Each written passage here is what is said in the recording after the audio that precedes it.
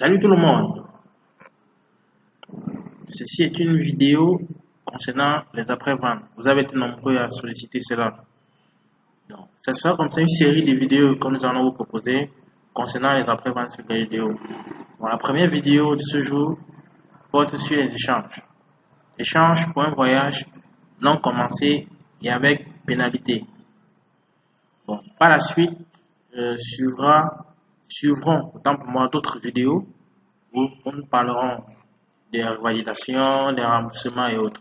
Mais aujourd'hui particulièrement, nous parlerons de l'échange pour un voyage qui n'a pas encore commencé. Voilà le scénario. Vous avez bien un billet pour votre client. On revient quelques jours après. Vous dit, bon, je tiens à changer ma date. Telle ou telle autre raison. Déjà, ce que nous devons savoir, c'est que avant de vendre un billet, il est très important de lire la note tarifaire, de communiquer les conditions du billet au client. C'est pas le jour où le client arrive que l'on doit aller s'informer de ce que dit la note tarifaire. Ça s'est fait bien avant. C'est l'erreur que souvent plusieurs d'entre nous commettent. C'est-à-dire, c'est le jour où le client vient qu'ils prennent connaissance de la note tarifaire. Non, ça s'est fait avant l'émission du billet. Dans le cas d'espèce, ceci est un exemple de billet émis pour un voyage le 10 juin, le retour le 20 juin, Douala, Abidjan, Abidjan, Douala. Le passager vient, il ne tient plus voyager le 10 juin, il veut repousser, c'est-à-dire qu'il veut voyager le 12 juin. Première des choses, d'abord, avant de commencer quoi que ce soit, il faut d'abord vérifier le statut du coupon, le statut de ces billets, parce que ne peuvent être échangés que les billets qui ont des statuts en open ou ARPT. Il n'y a que ces deux statuts-là qui autorisent le changement d'un billet. Donc, je viens ici, je clique sur étoile HTE pour aller à l'image du billet. Voici le statut de mon billet. Voilà, il est bien open. Donc, il m'autorise déjà à faire l'échange du billet. Deuxième chose, je relis ma note tarifaire. Et pour lire ma note tarifaire, il y a deux possibilités pour y accéder. Je peux soit cliquer sur étoile FF ou étoile HTE. Bon, je choisis étoile HTE. Au niveau de l'étoile HTE, je clique sur la base tarifaire. Je clique sur la base tarifaire. Et une autre précision très importante. Vous voyez dans notre exemple, les bases tarifaires sont les mêmes. Il peut arriver que les bases tarifaires soient différentes. Dans ce cas, vous lisez les conditions des deux bases tarifaires et vous appliquez la plus restrictive. La plus restrictive. Ceci dit, si par exemple, la première base tarifaire vous dit billet remboursable et la deuxième dit billet non remboursable, on considère que le billet est non remboursable. C'est très important. Si la première base dit billet changeable, l'autre dit billet non changeable, le billet est non changeable. Bon, dans notre cas, nous avons une même base tarifaire. Donc, je peux cliquer sur n'importe laquelle. Voilà. Oui. Tarif origine, ça c'est la ville de départ qui est Douala. Tarif destination, ça, la ville de destination qui est Abidjan. Date, ça c'est la date du voyage, c'est-à-dire la date qui était prévue, c'était le 10 juin 2019. Ticket date, c'est le jour où le billet a été émis. Et c'est ici qu'on lit issue, c'est ça. 11 septembre, je mets 11 septembre 18.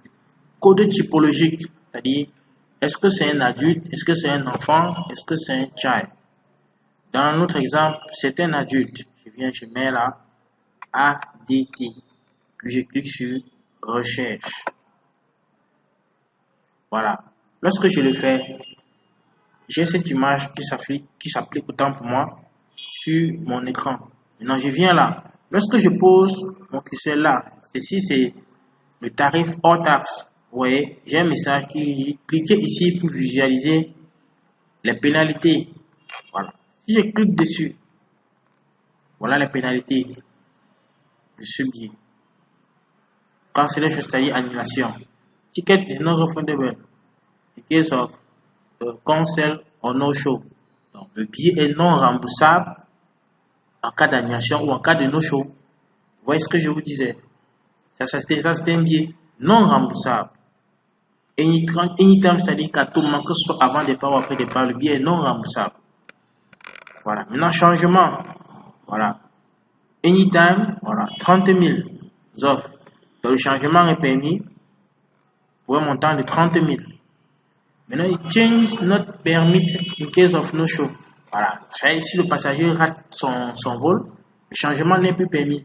C'est-à-dire, s'il rate dans son vol, il perd son billet puisqu'il ne peut plus faire un changement, il ne peut plus demander un remboursement, donc il perd son billet. C'est l'importance donc de lire la note tarifaire, de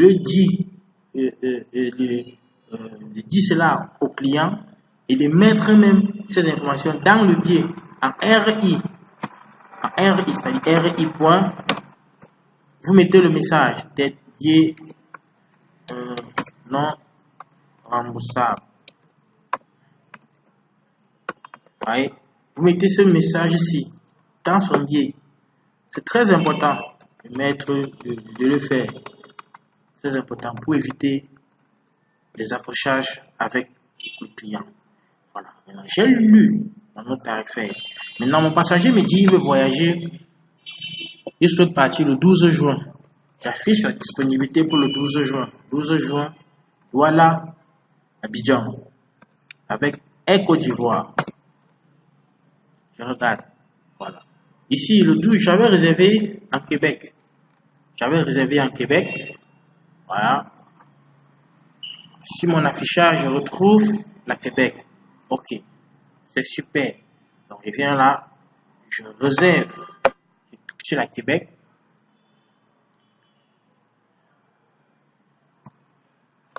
Puis, ce que je vais faire là, je ne supprime pas encore l'ancien segment.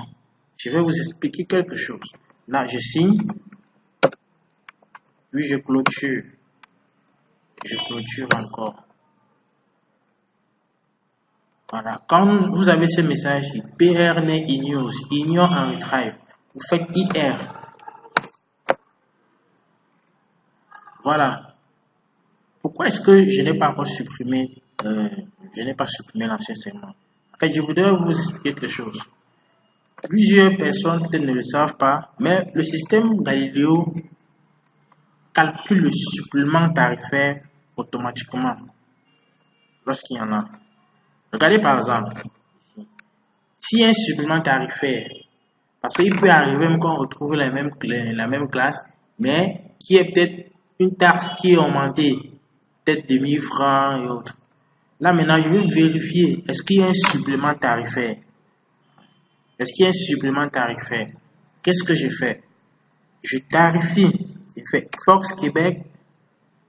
Le segment 1, ça c'était l'ancienne date. L'ancienne date de mon client.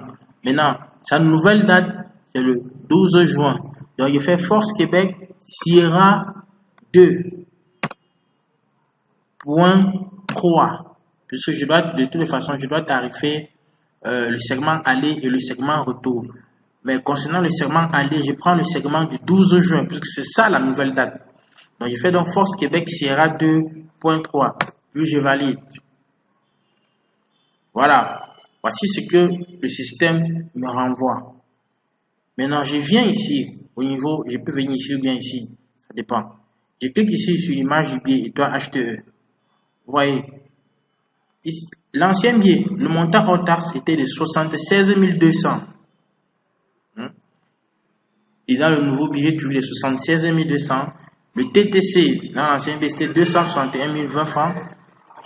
Dans le nouveau, c'est 261 020 francs. Donc, il n'y a pas de supplément tarifaire. Bon, je crois, lors de nos prochaines vidéos, nous ferons un exemple avec un supplément tarifaire pour vous expliquer comment le système fonctionne exactement, pour vous montrer comment le système, lui, il est intelligent. Donc, on fera une vidéo aussi pour vous montrer cela. Bon, d'abord, on revient à notre dossier. Maintenant, je supprime maintenant l'ancien segment. C'est très important. Toujours penser à supprimer l'ancien segment. Sierra 1. Je signe. Je clôture. Lorsque c'est message.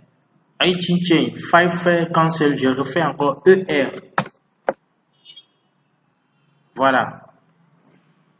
Maintenant, je dois commencer mon échange. La première chose, je dois tarifer mon dossier en tenant compte de la pénalité.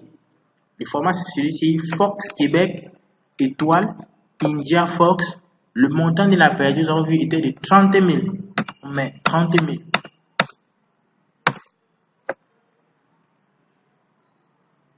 Puis, je signe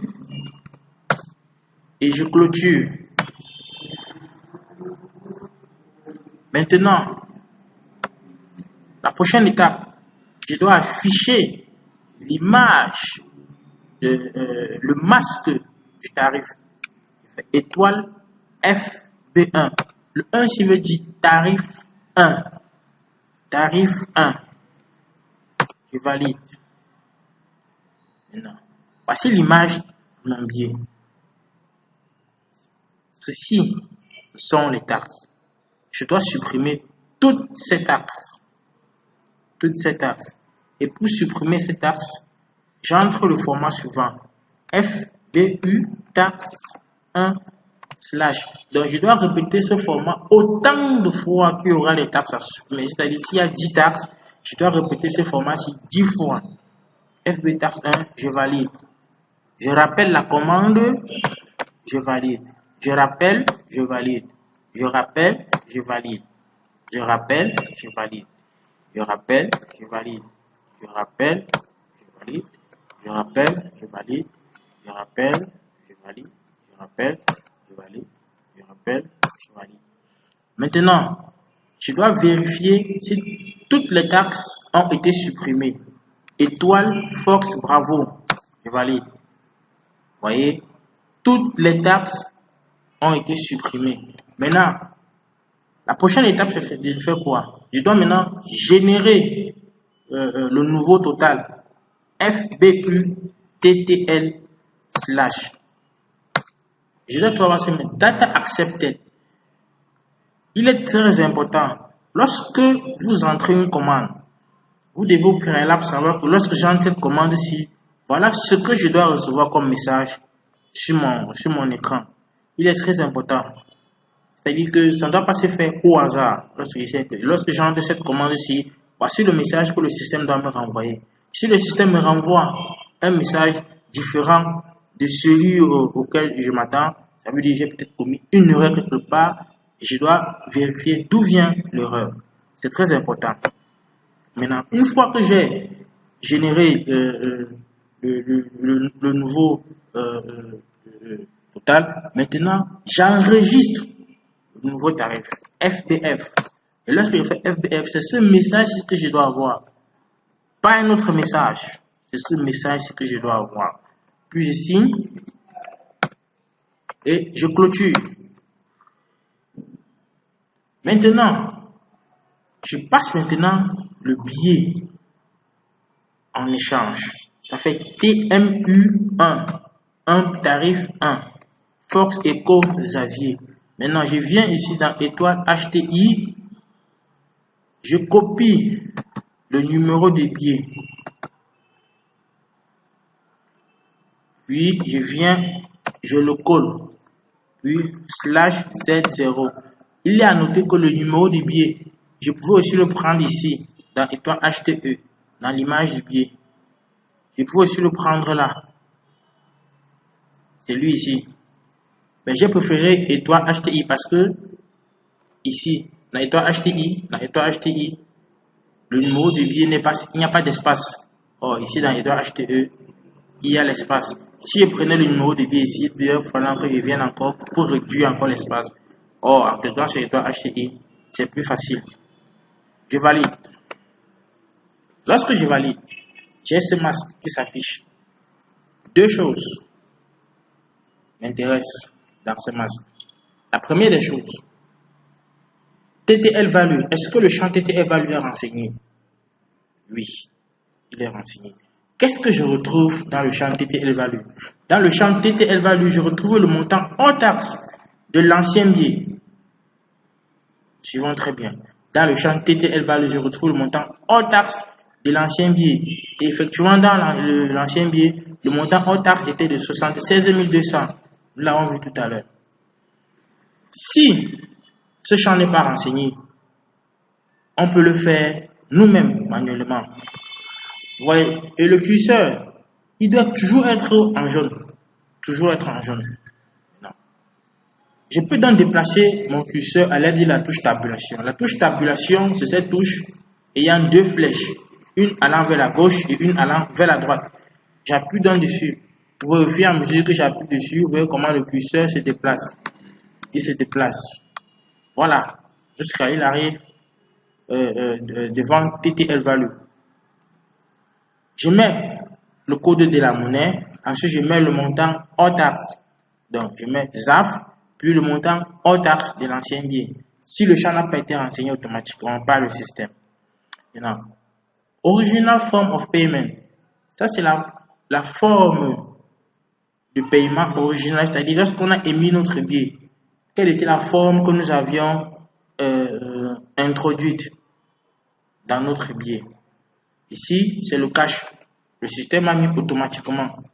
Si le système ne l'avait pas fait, on pouvait aussi nous-mêmes le faire manuellement en appuyant encore sur la touche tabulation pour déplacer le curseur. Et une fois là, on met la forme de paiement. Une fois que c'est fait, on tabule jusqu'à ce petit point là, le point ci, le point qui est isolé là. Puis on appuie sur Entrée. Lorsque j'appuie sur Entrée, j'ai ce masque-ci. Ça, c'est le masque des taxes. C'est le masque des taxes qui est renseigné. Maintenant, je monte. Voici, le curseur doit être devant ce petit point-ci. Je dois valider devant ce petit point. Je peux maintenant utiliser ma touche directionnelle. La touche qui indique vers le haut. J'appuie dessus. Il est sur le bouton. Mais le curseur doit pas être sur le bouton. Maintenant, il appuie sur la touche directionnelle de la droite. Là, pour mettre le curseur à côté.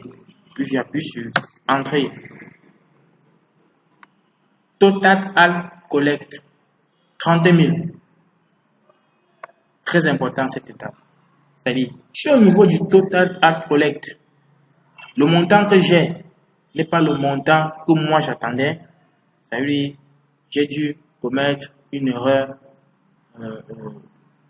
dans l'introduction de mes éléments. Je reprends mon échange. Parce que c'est ici que tout se joue. C'est un peu comme la zone de vérité. C'est-à-dire ici, je dois avoir le montant des pénalités auxquelles je m'attendais. S'il y avait un supplément tarifaire, le supplément tarifaire devait venir s'ajouter ici. C'est-à-dire ici, comme la pénalité de CP c'est 30 000, s'il y avait peut-être un supplément de 10 000, je devais avoir ici au niveau du total collect 40 000. Très important. Le total collect. Le total collect, c'est-à-dire le total collect renvoie le message de pénalité collectée. Si le total collect est bon, maintenant j'appuie sur la touche tabulation. Vous voyez ici, ça c'est forme de paiement. Vous voyez là, il y a déjà cash par défaut, le système qui l'a proposé, mais je peux changer si je veux mettre une autre forme de paiement parce que c'est un nouveau billet.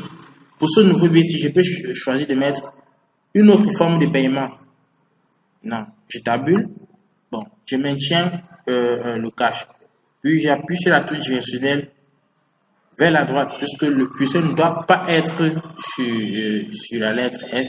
J'appuie là, j'appuie directement sur la touche Entrée. Je dois avoir ce message Ticket Modifier Update. Dès que j'ai ce message, je signe, je clôture.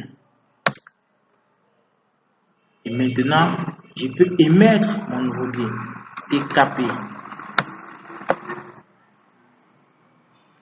Voilà. Maintenant, je clique là sur le PNR pour revenir dans mon dossier. Maintenant, je pars dans l'image du billet. Je faire acheter. Ceci, c'est l'ancien biais. Vous allez voir que le statut a changé. C'est passé à EXCH, Exchange. Vous dites Exchange. Le statut de coupon a changé. Maintenant, c'est en Exchange. Vous dites le biais a été changé. Voici le nouveau biais. Le nouveau statut de biais qui est en Open. C'est ça le nouveau biais. Et voici la pénalité qui a été collectée. 30 000. Vous voyez, les échanges sont très simples sur Galileo. Très simples. Et je suis sûr qu'après cette vidéo-ci, vous-même vous posez les questions comme mais pourquoi depuis nous hésitions à faire des échanges sur Galileo? C'est très simple les échanges sur Galileo. Vraiment très simple. Très simple. Donc, je répète, le système lui calcule automatiquement le supplément tarifaire. Et comme je vous l'ai dit en cours de cette vidéo, nous reviendrons avec des exemples, des cas pratiques où l'on collectera un supplément tarifaire. On ira même jusqu'à l'émission des EMD. C'est une série de vidéos qui vous sera proposée ainsi, toujours parce que nous avons le souci pour maîtriser bien le système Galileo. Surtout, n'hésitez pas à partager la vidéo au maximum. Partagez au maximum. Et sachez, nous serons toujours là pour vous. Nous n'arrêterons pas de trouver des solutions pour vous. Nous n'arrêterons pas de réfléchir. Parce que tout ce que nous faisons, c'est pour que vous soyez à l'aise dans votre travail.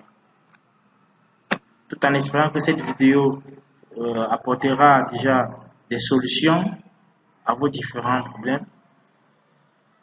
Bon apprentissage, bonne vente sur Galileo et vous pouvez toujours nous faire confiance.